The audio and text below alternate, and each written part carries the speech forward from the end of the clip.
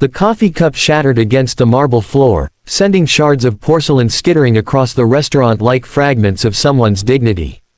Jessica Martinez stood frozen, her hands still outstretched where the tray had been, her heart hammering so hard she could hear it in her ears. The entire dining room fell silent. Every eye turned toward the man in the corner booth, the man whose expensive Italian shoes were now spotted with coffee, the man whose face had turned a shade of crimson that matched the wine in his glass, the man who was about to destroy her with his words. "You incompetent idiot." Marcus Blackwell's voice cut through the silence like a blade. "Do you have any idea who I am? Do you know how much these shoes cost? More than you'll make in a year, you pathetic." Jessica's vision blurred with tears, but she refused to let them fall. Not here. Not in front of everyone. She'd been working double shifts at the Azure for 3 months now, saving every penny for her daughter's medical treatments. Emma needed surgery, a surgery their insurance wouldn't cover, a surgery that cost more than Jessica could ever imagine earning. But she was getting close. Just a few more months of grinding through exhaustion, of serving entitled customers with a smile, of pretending her feet didn't ache and her heart wasn't breaking. "I'm so sorry, sir," she whispered, dropping to her knees to gather the broken pieces. "Please, I'll pay for the cleaning." You'll pay." Marcus Blackwell laughed, a cold, cruel sound that made Jessica's skin crawl. "With what? Your pathetic minimum wage salary. You're nothing. You're invisible. You're the kind of person who exists just to serve people like me, and you can't even do that right." Behind Marcus, his lunch companion shifted uncomfortably. James Chen, the soft-spoken CEO of Chen Technologies, had been in negotiations with Blackwell Industries all week. The $3.5 billion merger was practically signed, the biggest deal of both their careers. But as he watched this billionaire CEO humiliate a waitress over an accident, something cold settled in James's stomach. "Marcus," James said quietly, "it was just an accident. Stay out of this, Chen. This is between me and this incompetent. Her name is Jessica." The voice came from the kitchen doorway. Old Ray, the restaurant's dishwasher, stood there with his weathered hands still dripping with soap suds. He'd worked at the Azure for 30 years, and nobody had ever heard him raise his voice. Until now. Her name is Jessica Martinez. She's a single mother working 2 jobs to pay for her daughter's heart surgery. She's been Employee of the Month 4 times this year. And she's worth 10 of you, even on your best day. The restaurant remained frozen. Marcus's face turned even redder. "How dare you?" "I dare because I'm old and I'm tired," Ray continued, walking slowly toward their table, "and I'm sick of watching men like you treat people like dirt just because you can. That girl works harder than you've ever worked in your life." She dropped a cup of coffee. "It happens. You're acting like she committed murder." Jessica was openly crying now, but Ray's words wrapped around her like a warm blanket. Other staff members had emerged from the kitchen, standing in solidarity behind Ray. Regular customers were nodding. A woman at a nearby table started filming on her phone. Marcus stood up, throwing his napkin on the table. "This is outrageous. James, we're leaving. I'm going to have everyone in this restaurant fired, starting with—" "No," James Chen said softly. He hadn't moved from his seat. "You're leaving. I'm staying." Marcus turned, confusion flickering across his angry features. "What?" James pulled out his phone and began typing. "I'm sending an email to my board of directors.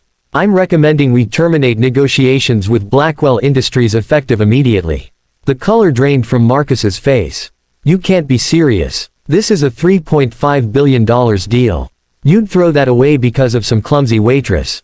"No," James said, looking up from his phone, his eyes steady and calm. "I'm walking away because of who you are. Because I just realized that if you treat a waitress like this over a coffee stain, I can't trust you to treat my employees with respect. I can't trust you to treat our customers with respect. I can't trust you, period." He paused, then added, "And she's not some clumsy waitress. She's a mother fighting for her child's life. She's someone who matters." Marcus's mouth opened and closed like a fish gasping for air. "James, wait. Let's talk about this. Don't be hasty." "I'm not being hasty. I'm being clear." James stood and walked over to Jessica, who was still on the floor, surrounded by broken porcelain. He knelt down beside her. "Miss Martinez, I apologize that you had to experience that. Please let me help you." Together, they picked up the remaining pieces of the shattered cup. The woman who had been filming approached them, her phone still in hand. "I got everything," she said to Jessica. "The whole thing. It's going to be all over social media in about 5 minutes." She looked at Marcus with disgust. "I hope you're ready for the consequences of your actions." Marcus stumbled backward, his face now pale. "James, please. Think about this. Think about your shareholders. Think about—" "I'm thinking about the kind of company I want to build," James interrupted. "And it's not one that partners with bullies." He turned back to Jessica. "Miss Martinez, how much do you need for your daughter's surgery?" Jessica blinked up at him through her tears. What? Your daughter's surgery? How much?" $240,000, she whispered. "But I've saved almost $30,000 already. I just need a little more time." James pulled out his checkbook. The entire restaurant watched in stunned silence as he wrote, tore out the check, and handed it to Jessica. "This is for $250,000. Get your daughter the surgery she needs. The extra $10,000 is for you, take some time off, be with your family." Jessica stared at the check, her hands shaking so badly she nearly dropped it. "I can't, why would you?" "Because kindness matters more than business deals," James said simply. "Because how we treat people when we have power says everything about who we really are. Because your daughter deserves a chance, and you deserve to not carry this burden alone." Jessica broke down completely, sobbing into her hands. Ray and the other staff members surrounded her, offering support and tissues. Customers were standing now, many of them wiping their own eyes. Someone started clapping, and then everyone joined in, everyone except Marcus Blackwell, who stood alone by his table, watching his entire world crumble. By the time Marcus left the restaurant, his phone was already exploding with notifications. The video had gone viral. #BlackwellBully was trending worldwide. His board of directors was calling for an emergency meeting. 3 other major deals were falling through. Companies were publicly distancing themselves from Blackwell Industries. But inside the Azure, none of that mattered. James Chen sat with Jessica, Ray, and the other staff members, listening to their stories, learning their names, treating them like the valuable human beings they were. He learned about Jessica's daughter Emma, who loved butterflies and wanted to be a veterinarian. He learned about Ray's grandson, who was in medical school. He learned about Maria, the sous chef, who was supporting her elderly parents. He learned that behind every uniform, every service job, every invisible person was a whole universe of dreams, struggles, and unrecognized heroism. 3 weeks later, Emma Martinez had her surgery. It was a complete success. When she woke up in the recovery room, her mother was there, holding her hand, tears of joy streaming down her face. "Mama," Emma whispered, "why are you crying?" "Because miracles are real, baby," Jessica whispered back.